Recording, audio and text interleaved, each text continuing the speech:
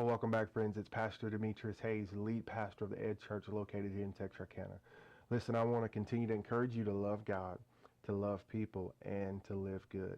Thank you so much for joining me today. Thank you for those of you who have liked the Love God, Love People, Live Good page. Continue to share this page with your friends. Here's what we want to do. We want to get this gospel to as many people as possible, as quickly as possible, so we can continue to encourage as the day of the Lord approaches. We just want to continue to do that together, because together we can really make a difference in the lives of the people that we care about and the people in this world. Amen. I want to share with you today from Mark chapter 13 and verses 32 through 37. Jesus says, "But about that day or hour, no one knows, not even the angels in heaven, nor the Son, but the Holy Father." He says this, be on guard, be alert. You do not know when that time will come. He says it's like a man going away. He leaves his house and puts his servants in charge, each with their assigned tasks. That's very important. And tells the one at the door to keep watch. "Therefore keep watch," he says, "because you don't know when the owner of the house will come back, whether in the evening or at midnight or when the rooster crows or at dawn. If he comes suddenly," verse 36 says, "do not let him find you sleeping." Verse 37, he says, "Watch, I say to you." Then he says, "I say to everyone, watch." Wow. Jesus says, "The hour nor the day, no man knows when he shall return." He says, but here's what you do need to know. I do need you to be on guard and be on alert, because you don't know when it will happen. Very important verse. He said it's like a man going away. This is where I want you to understand today. He says he leaves his house and puts his servants in charge. Do you not know that Jesus has left and he's put us in charge? We were created to have dominion in this earth. He's left and he's put us in charge. It says each with their assigned task. Oh my gosh. Do you understand that there is a specific purpose and reason that you were placed on this earth? Do you understand that? You were not left on this earth jobless. And no, I'm not talking about that job that you do that produces income for you. And that's great. That's a great job. But there is kingdom stuff that God has for you to do while you're waiting. There's kingdom stuff that he has for you to do. He says he's left each of us with our assigned tasks. What is your assigned task today? Do you know what it is that God's placed you here to do?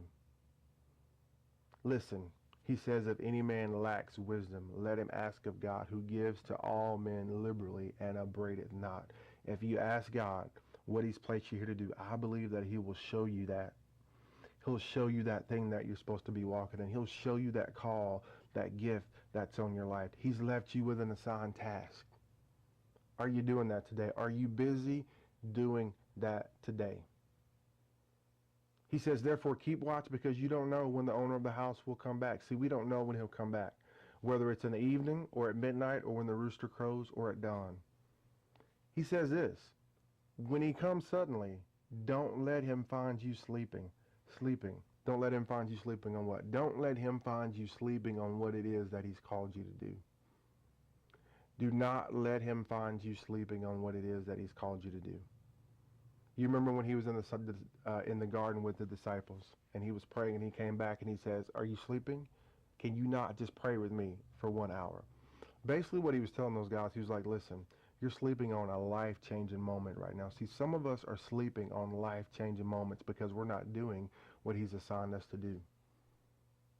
We're not doing what he's assigned us to do, so we're sleeping on life-changing moments. God's trying to give us wins. He's trying to give us victories. He's trying to do things in our life, but we're sleeping on those things. If he comes suddenly, do not let him find you sleeping. What is it that he's assigned you to do? Listen, he tells us to watch and to be on guard and to be alert. But I think what he's really trying to get to us is, listen, his return is imminent.